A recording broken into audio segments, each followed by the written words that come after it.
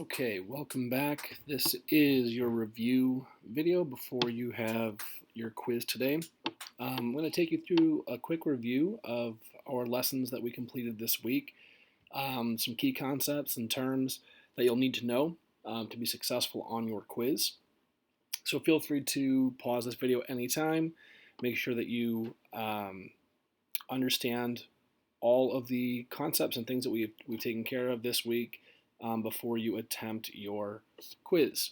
So what we're looking at today is our populations and resources unit.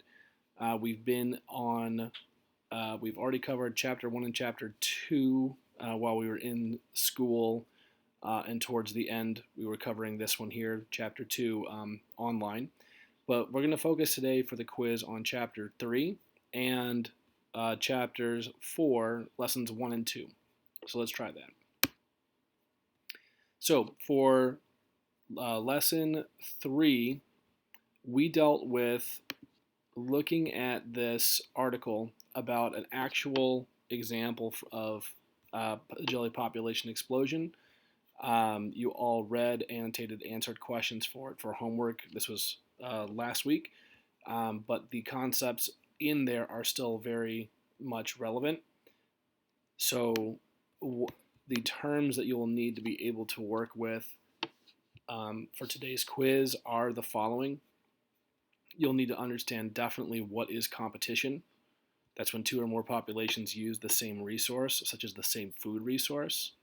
You'll definitely need to know the difference between a consumer population and a resource population.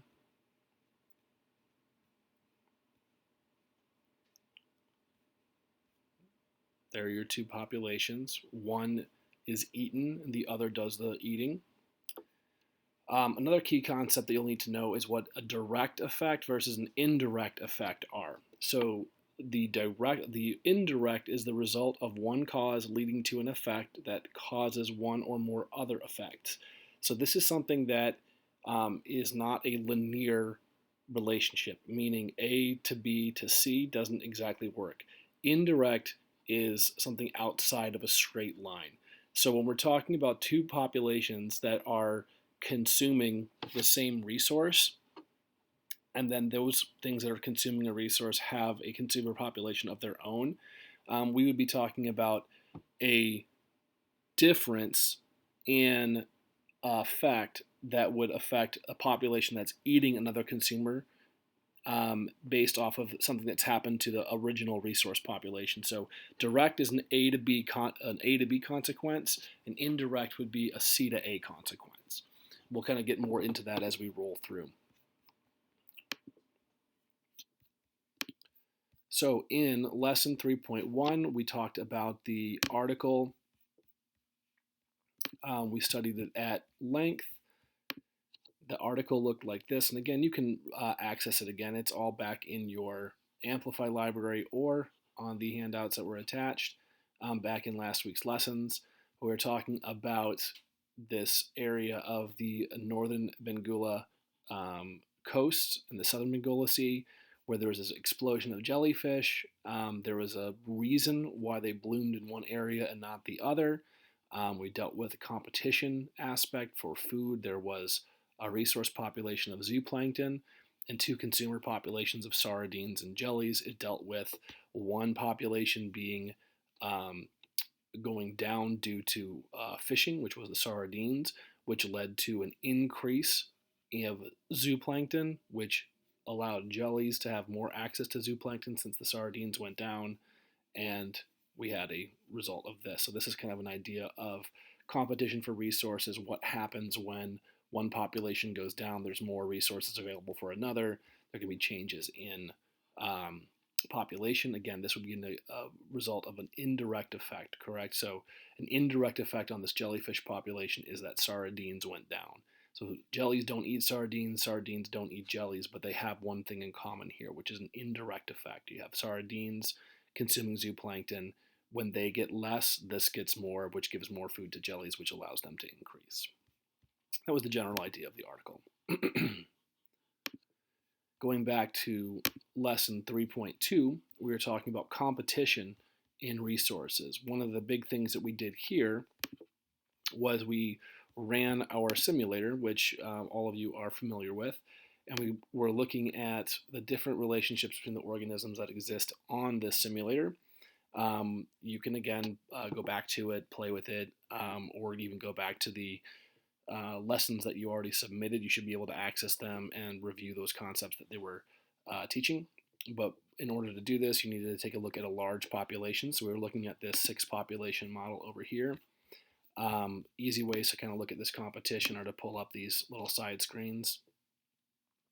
And what this basically allows you to see is that we have this ecosystem in front of us where we have resource populations down here that are the baseline resource populations. The green leaves feed the weed bugs feed the stingwings and the furbles. The furbles in turn feed the scale beaks, and the scale beaks feed the clawcat.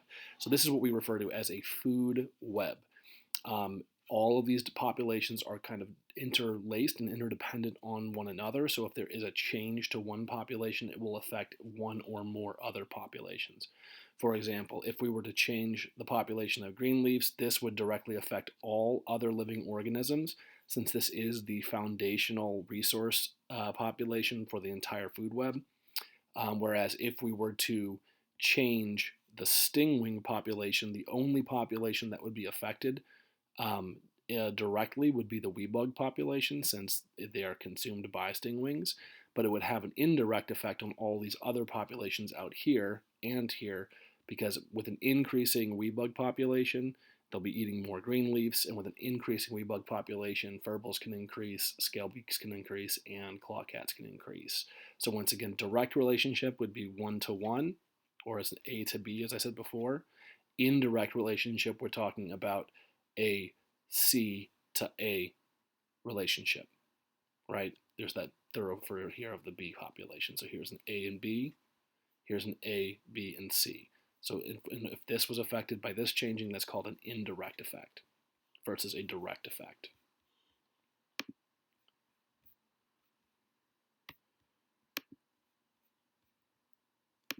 On chapter 3.3, we learned about more indirect effects that can affect populations. We read an article about the ant and the cicada, or the Sia. I'm not sure exactly how you pronounce that. But there you go. We did this article. We talked about indirect effects of the two species living side by side. What would happen if one population is impacted versus the other, increasing, decreasing, or stabilizing. You had some questions to answer about that, so that those concepts are definitely going to be discussed. And we also looked greatly at the glacier sea effects, because that's the topic that we were looking at. We looked at food webs from the glacier sea, and we looked at all the different ways that the direct and indirect effects of changes to one population could have on other populations in the glacier sea area. So in lesson 3.4, what we were looking at here was finally wrapping everything up. We were going to determine what happened here with the jelly population, what caused their population to spike, based off of evidence cards, based off of all the articles that we had read. They gave us up to 2 claims that we could examine, and we needed to pick one. So one of the areas, whoops, not doing that. So the 3 claims that we were looking at here, as far as what would affect the moon jelly population to increase, we looked at the first claim being the size of the algae population changing. So the algae is the resource population of zooplankton. Zooplankton eat algae, so that is a direct relationship. Now, here comes the indirect relationships. We have 2 species here that are competing for the same resource population. We have moon jellies and walleye pollock competing for zooplankton. So what we're looking here are, the first claim is the size of that algae population changed, which caused the moon jelly population to increase, right? We know that we know the population of the moon jellies increased. We just don't know exactly why. So if the first claim is that the algae population changed, obviously can change in one or two ways, right? It can either go up or it can go down. So what way could the algae change that would cause moon jellies to increase? Well, obviously, if we want to increase population, they'd have to have more energy to be able to reproduce. So they would need to eat more to be able to produce more. So here comes that indirect relationship. We have the zooplankton, which is what moon jellies and walleye pollock compete for. So in order for there to be more moon jellies, that means there needs to be more zooplankton for both populations to consume. In order for there to be more zooplankton available, algae needs to go up. Claim 2, the size of the walleye pollock population changed. So here's another indirect relationship. In order for moon jellies to increase and walleye pollock to decrease, that would be much like the sardine zooplankton and jelly example that we studied off the coast of Africa. So if this pollock population were to decrease for some reason, say like man-made, like overfishing, or could be something even natural like a disease or something like that, this population shrinks, that increases the food supply. Instead of having two consumers eating one food supply, now we only have one consumer eating the food supply, right? So the smaller this energy is consumed by the pollock, the more energy is available to the moon jellies. So with this population shrinking, this population could blossom. So that's claim 2. And the third claim, the size of the orca population changed. This was kind of a trick question here, or a trick claim. When you look at the orca population, the only thing that directly affects the orca population's growth or decrease is its direct food source. It eats sea turtles. Okay, so sea turtles are its primary source of food. Then, in order for them to get more energy molecules to reproduce, they need to have more sea turtles. If we have more sea turtles, that means the moon jellyfish population has to increase in order to sustain that higher level of sea turtles, which would sustain the higher level of orcas, right? So this is not, while this is true, a large increased moon jelly population would lead to an increase of sea turtles, which could lead to an increase of orcas, but that doesn't explain why or what caused the moon jellies to increase. That just states that if they increased, this could happen. It doesn't explain what happened to cause the moon jellies to increase. So claim 3 is a bit of a red herring. It throws you off, and after our close analysis of our evidence, we ruled that one out. So it was up to you all to decide whether claim 1 or claim 2 would be the best explanation using the evidence provided on all of these different species that we learned about to make an argument, to craft an argument. And you'd have to be able to use the terms, the vocabulary that we had listed in the daily announcements that I had listed there for you. So the key concepts and the vocabulary. So obviously we'd be talking about energy storage molecules, consumer and resource populations, direct and indirect effects, and competition. Okay? Which brings us to Chapter 4, our science seminar. So we've already covered lessons 4.1 and 4.2. In 4.1, we were just introduced to this fictional island of a South Pacific island ecosystem. It's modeled after a real country, which is called Tanzania, or a real island off the coast of Australia called Tanzania. The organisms that they chose to let exist on this fictional island really do exist on Tanzania, but they wanted to limit the scale and the size of the ecosystem so we could examine one key organism for our intents and purposes. So,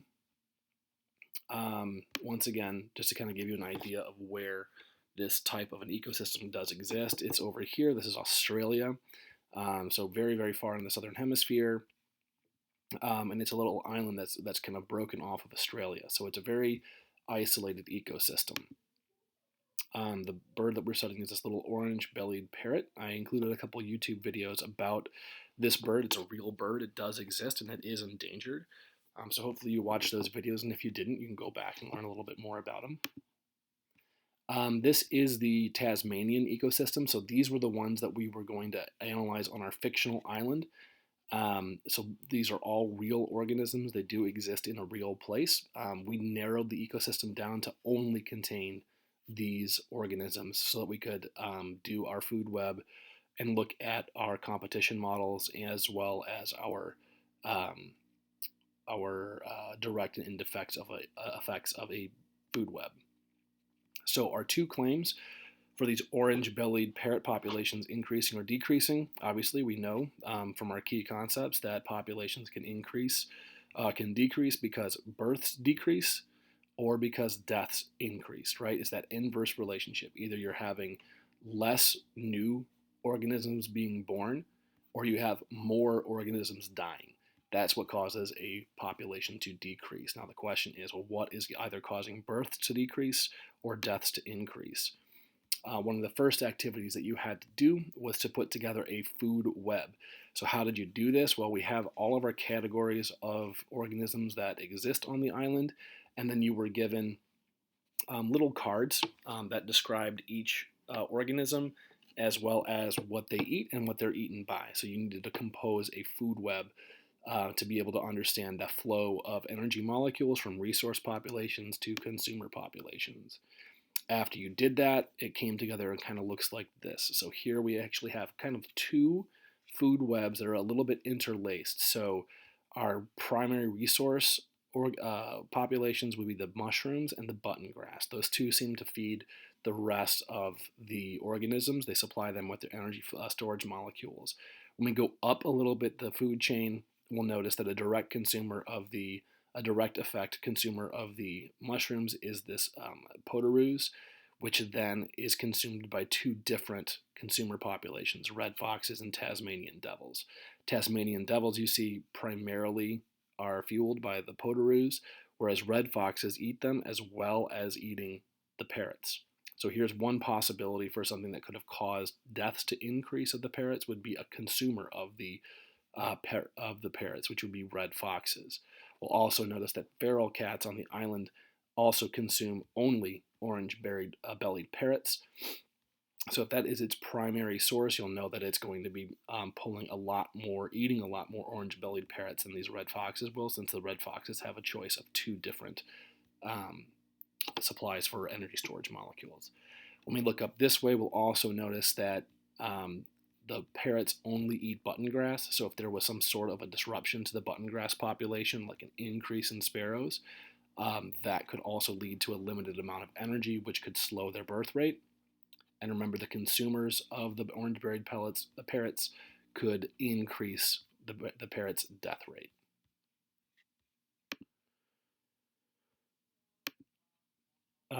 We did an example of evidence cards for each one of these populations, looking at sampling. Now, remember, this is something that we did with the jellyfish population in the Glacier Sea.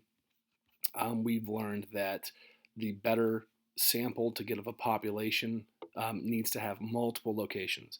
If you're only collecting evidence in one location, that is not a representative of the entire island. So in order to get a good sample of a population, it needs to go have multiple locations all over the island, spaced out appropriately, and also taken measurements in a timely fashion and tracked. So here, the one thing where they're failing to gather data, they definitely had a time frame. They definitely tracked information from this location that they pulled. The problem is they need a lot more locations to get a good idea of the true population of that button grass. And then you were allowed to go through and analyze the rest of these cards and make your assumptions about the rest of the organisms, how well they were sampled, and how effective the data was that was gathered on each one of those cards. Which led us to lesson 4.2, which was analyzing the claims and evidence. So your job on here was to annotate the evidence cards. You were to write down your thoughts as to what would be the best explanations, the best claims to support why the bird population, the parrot population was decreasing over 50 years. This was our last piece of information that was added, so that we noticed that these parrots have a layer of fat on their bodies, which is where they store their energy molecules. And they noticed that the fat on their bodies had decreased over 50 years. So not only were these people studying the number of birds, but they were also studying the composition of their bodies. So if there's a place where they store energy, meaning their reserves, their energy reserves, was decreasing over 50 years, could that play a role in this parrot's decreasing population? If they can't store energy as long or as much, could that lead to a shorter lifespan or increased death rate, or a decreased birth rate? Those are all things that you needed to consider. So that pretty much does it for our summary of our lessons for this week. So again, you could always go through your homeworks, go through your assignments. I have the videos of the Sims up that you can rewatch. So we did on Monday 3.3, Tuesday 3.4, Wednesday 4.1, and Thursday 4.2. Make sure you go through, review, and if you have any questions, feel free to do your research, man. Go back. Everything that you need is available. It's at your fingertips. Good luck on your quiz today. I will release those quiz scores as soon as Monday at noon. I'll have those graded and release those right back to you. So if you have any questions after we get those results back, feel free to hit me up. Make sure you complete your homework for this weekend, and I will talk to you later. Have a great one.